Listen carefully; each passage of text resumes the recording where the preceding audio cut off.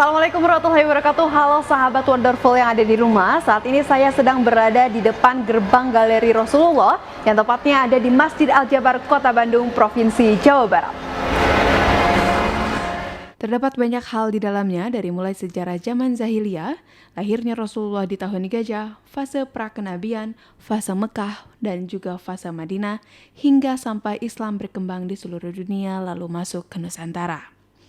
Kehadiran Galeri Rasulullah di Masjid Raya Al-Jabar ini bukan hanya sebagai sarana wisata religi, tetapi juga sebagai sarana pendidikan yang inovatif bagi masyarakat, karena banyak sekali pelajaran yang dapat dipetik dari perjalanan peradaban Islam mulai zaman Rasulullah hingga saat ini. Baik pemirsa, sahabat Wonderful yang ada di rumah, sebelum kita menjelajahi ke dalam Galeri Rasulullah ini ada apa aja sih, dan di sini tentunya saya tidak akan sendiri, namun di sini saya akan ditemani oleh salah satu tour guide yang ada di Galeri Rasulullah, yaitu ada Kang Yudhistira. Assalamualaikum Kang. Ya, waalaikumsalam warahmatullahi wabarakatuh. Baik Kang, mungkin boleh dijelasin nggak sih Kang, ada apa aja sih di dalam Galeri Rasulullah ini?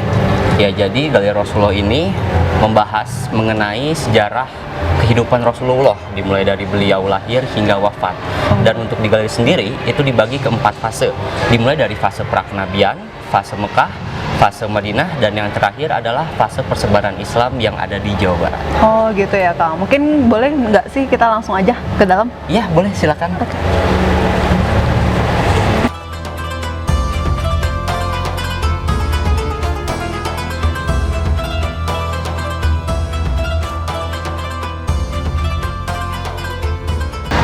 Baik Kang, nah kan kalau misalnya dilihat dari ruangan ini, ruangan pertama berarti ya. Nah di sini kan sudah ada LED besar, juga di sini ada tulisan Milad Nabi Muhammad SAW gitu. Nah di sini tuh tempat apa sih Kang? Ya, jadi ini adalah tempat pertama untuk para pengunjung menyaksikan sebuah tayangan yang disuguhkan oleh Galeri Rasulullah mengenai sejarah kota Mekah ketika zaman Jahiliyah, yang mana pada saat itu banyak sekali masalah-masalah kemanusiaan yang belum terselesaikan. Dan atas izin dari Allah Subhanahu wa taala, Nabi Muhammad SAW pun dilahirkan di kota Mekah. Ini berarti ya? Ya. Dan kita akan menyaksikannya di sebelah sini.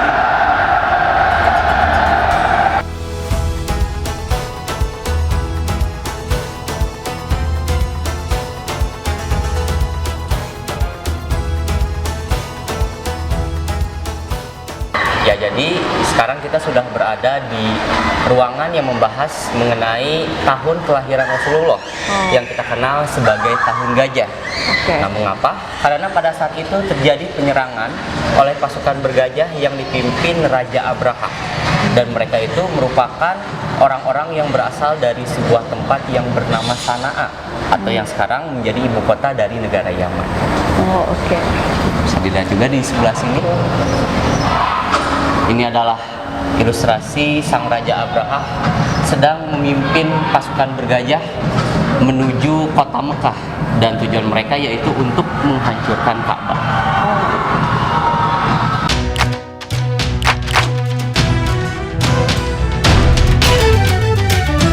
Segala suasana, aneka coraknya, nyaman dipakainya,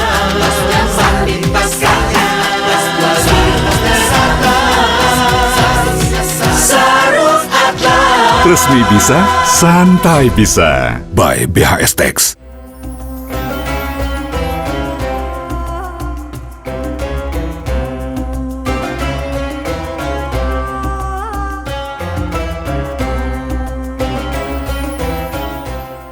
Ini adalah fase pertama yang ada di Galeri Rasulullah, yaitu fase prakenabian yang membahas mengenai kehidupan Rasulullah ketika kecil hingga beliau diangkat menjadi Rasul.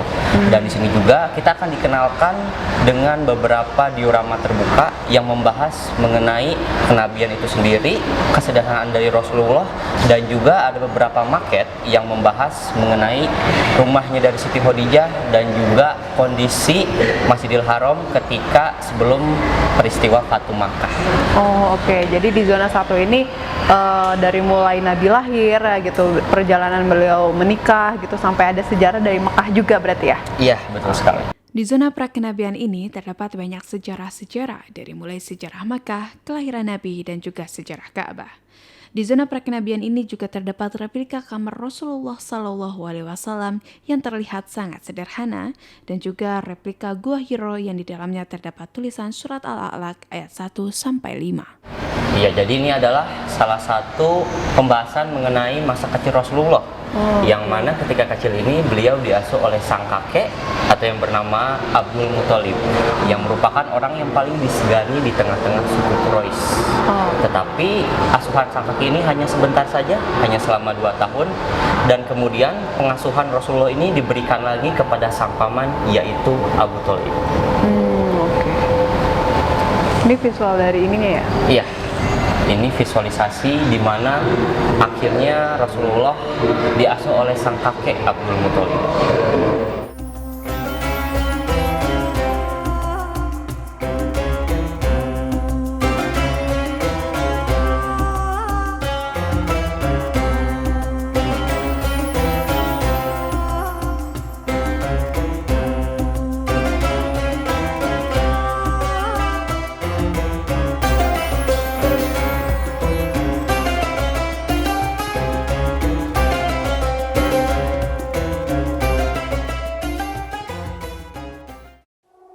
Suara di luar sana kadang buat langkah terhenti. Ada yang bilang matahari harus dihindari. Katanya seni itu tidak menjanjikan, hanya sebatas kesenangan diri. Mereka bilang cantik itu hanya terpancar lewat tampilan.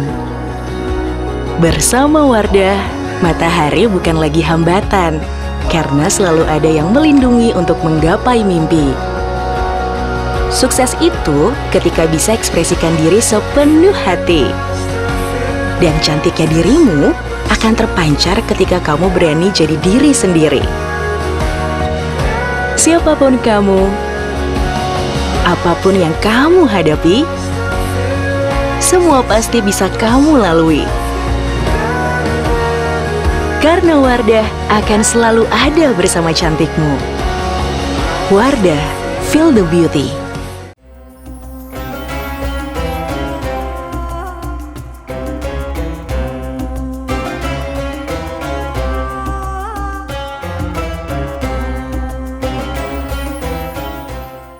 Ya Kak, jadi sekarang kita sudah berada di fase kedua, yaitu fase Mekah, yang membahas mengenai kehidupan Rasulullah di kota tersebut. Jadi ada pembahasan mengenai dakwah dengan cara sembunyi-sembunyi, terang-terangan, kemudian ada perintah untuk hijrah ke Habasyah atau yang sekarang dikenal sebagai negara Ethiopia, dan juga ada Amul Huzni atau tahun kesedihan Rasulullah. Dan setelah menerima cobaan yang bertubi-tubi, akhirnya Allah pun menghibur Rasulullah dengan sebuah perjalanan malam yang bernama Isra dan Mi'raj. Zona ini memvisualisasikan dengan latar berwarna hitam dan juga warna putih, yang dimana menandakan bahwa Nabi berdakwah secara sembunyi-sembunyi lalu berdakwah secara terang-terangan. Selain itu juga di zona ini menjelaskan masa-masa sulit Nabi, yang dimana pada saat itu wafatnya Abu Thalib dan juga disusul oleh Siti Khadijah istrinya yang juga disebut sebagai Amul Huzni. Selain itu di sini juga menjelaskan kisah Isra Mi'raj yang divisualisasikan lewat tayangan video. Ya, jadi Kak, ini adalah pembahasan mengenai dakwah dengan cara sembunyi-sembunyi dan dilakukan oleh Rasulullah selama 3 tahun. Mengapa beliau melakukan dakwah dengan cara sembunyi-sembunyi? Yang pertama, karena masyarakat Quraisy yang mudah tersulut amarah disebabkan oleh kondisi kota Mekah yang dikelilingi oleh padang pasir. Dan makna dari dakwah sembunyi-sembunyi ini adalah merupakan dakwah yang dilakukan oleh Rasulullah kepada orang-orang terdekatnya, karena ini merupakan perintah awal yang diberikan oleh Allah.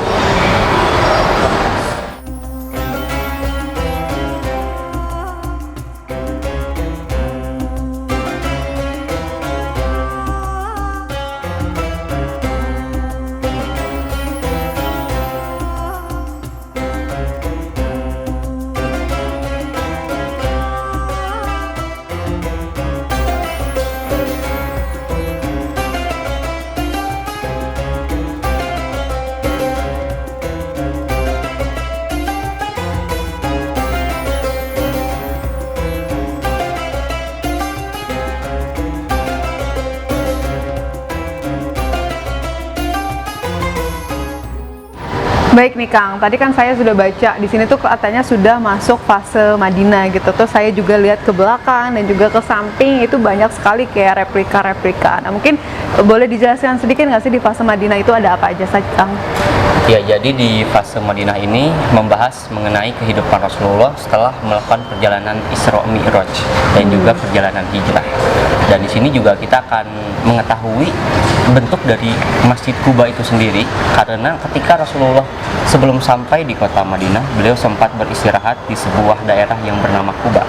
Dan di sini juga terdapat pembahasan mengenai Piagam Madinah, kemudian ada Perang Badar, Fatu Makkah atau pembebasan kota Mekah, Haji Wada yaitu haji terakhir atau haji perpisahannya Rasulullah, dan juga di sini ada replika dari Raudhah itu sendiri, yang nanti di dalamnya akan ada maket mengenai makam Rasulullah, replika dari mihrab dan juga replika dari mimbar yang ada di Masjid Nabawi.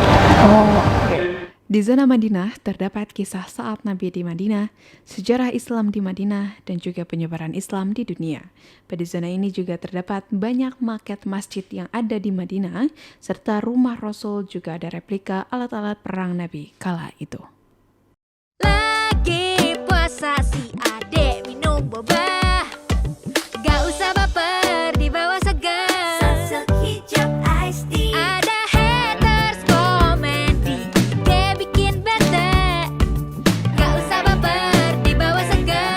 Sunsilk hijab iced tea. Kepala gatel bikin aku gampang sebel, gak usah baper dibawa segar. Sunsilk hijab iced tea. Sunsilk hijab iced tea, sensasi dingin, bikin seger, bebas baper, dari kepala sampai ke hati.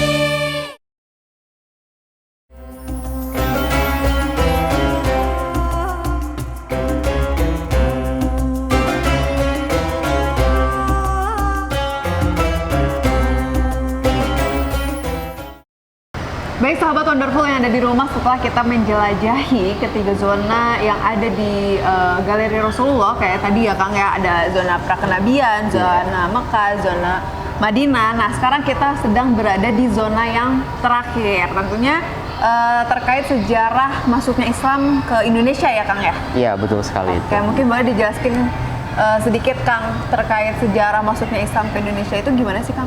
Ya, nah jadi pada saat itu Islam masuk ke Indonesia itu melalui 4 cara. Yang pertama ada perdagangan, kemudian ada pernikahan, pendidikan, dan yang terakhir adalah akulturasi budaya atau pencampuran budaya. Dan Islam ini pertama kali masuk ke Indonesia melalui sebuah daerah yang ada di Pulau Sumatera, yaitu daerah Aceh tepatnya. Oleh karena itu, di Aceh terdapat kerajaan Islam pertama yang bernama Samudra Pasai. Nah oke Kang, mungkin tadi kan itu mungkin masuknya Islam pertama ke Indonesia. Nah kalau misalnya masuknya sejarah Islam gitu ya ke Jawa Barat itu kayak gimana sih Kang? Nah, pertama kali itu Islam masuk ke daerah Jawa Barat melalui sebuah daerah yang memiliki pelabuhan yang sangat strategis, yang bahkan pada saat itu pedagang-pedagang dari luar Nusantara datang ke tempat tersebut, dan tempat tersebut ialah Cirebon. Nah, salah satu tokoh penyebarannya adalah Syarif Hidayatullah nih, atau yang lebih dikenal sebagai Sunan Gunung Jati, dan Islam pun akhirnya pertama kali menyebar di daerah tersebut.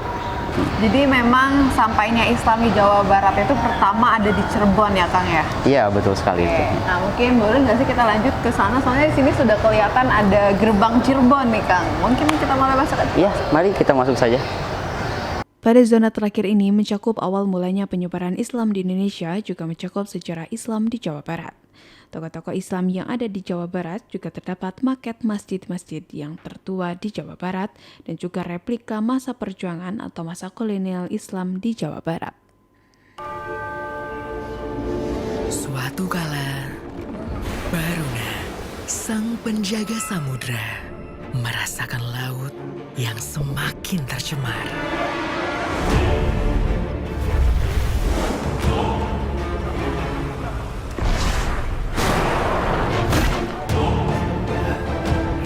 Sampah membangkitkan sosok yang menjadi bencana.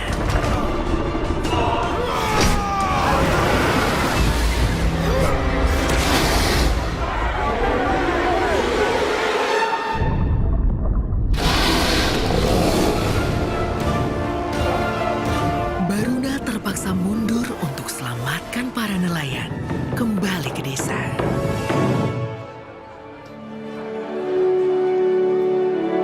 Marjan, kembalikan semangat saat berbuka.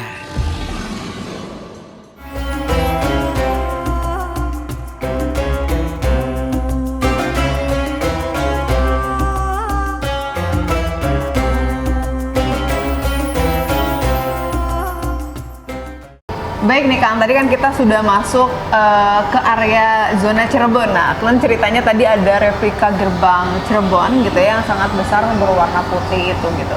Nah, sekarang kita masuk ke zona penyebaran Islam di Jawa Barat gitu. Nah, boleh nggak sih Kang jelasin ada apa aja di zona penyebaran Islam di Jawa Barat ini? Soalnya yang dilihat nih, di belakang saya pun ada salah satu koleksi gitu. Nah, mungkin boleh dijelaskan sedikit Kang?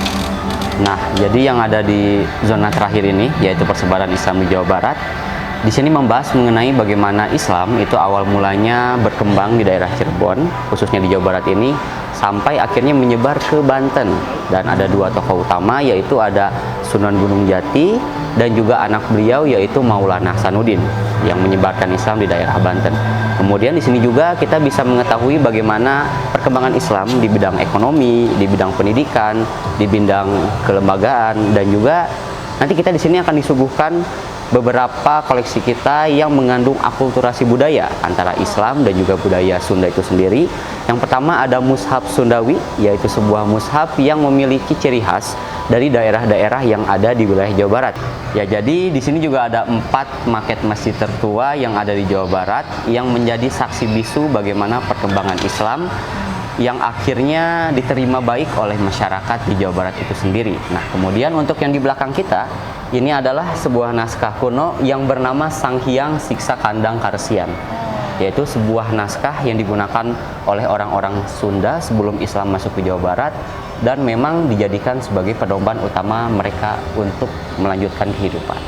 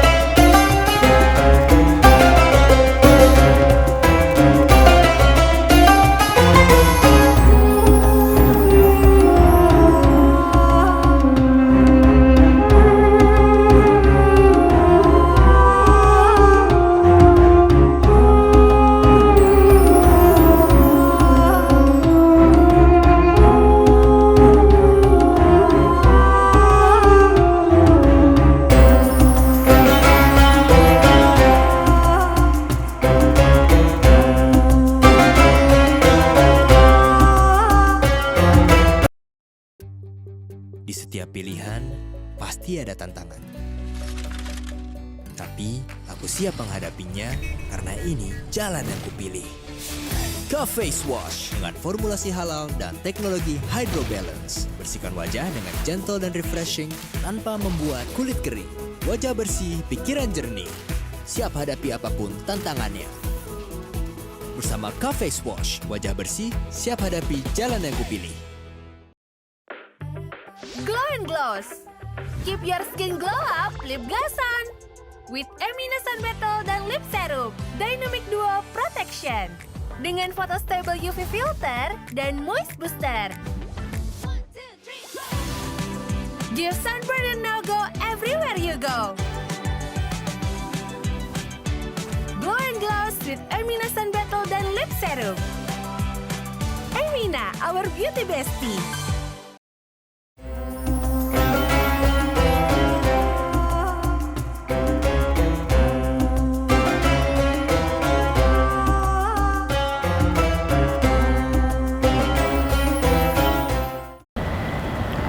Nah Kak, jadi sekarang kita sudah berada di area yang terakhir, yang dimana di sini itu membahas mengenai akulturasi budaya pada seni rupa tradisional dan juga seni rupa modern yang ada di wilayah Jawa Barat.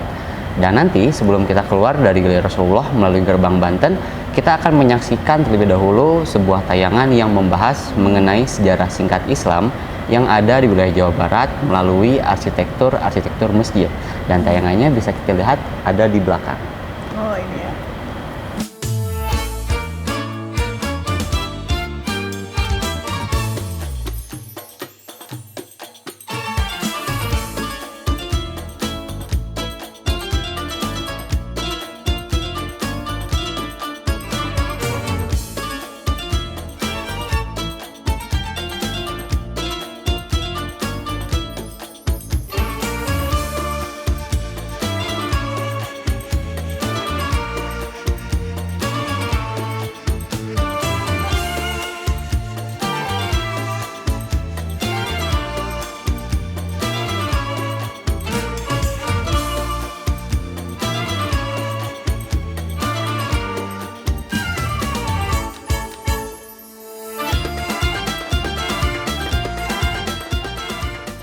Oke, jadi untuk sahabat Wonderful yang ada di rumah yang ingin mengunjungi Galeri Rasulullah yang tepatnya berada di Masjid Raya Al-Jabar, wargi semua bisa mendownload aplikasi Sapa Warga yang ada di App Store maupun Play Store di gawai teman-teman masing-masing ya Kang ya. Dan untuk tarifnya itu? Tarifnya masih gratis sampai sekarang. Oke, baik. Dan untuk tarifnya itu masih gratis. Bagi sahabat Wonderful yang ingin mengunjungi Galeri Rasulullah, pertama, download aplikasi Sapa Warga di App Store ataupun Play Store kalian. Lalu silakan untuk membuat akun dengan email Anda.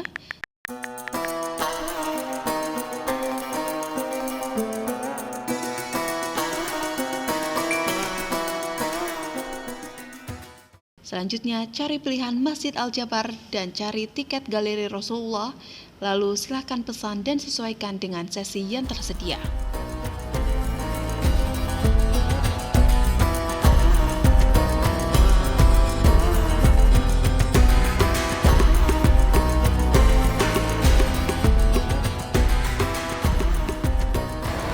Baik sahabat Wonderful yang ada di rumah, tidak terasa setengah jam kita sudah menjelajahi Galeri Rasulullah yang tepatnya berada di Masjid Raya Al-Jabar. Saya Tina Syadia, mohon pamit undur diri dan sampai jumpa di episode selanjutnya. Assalamualaikum.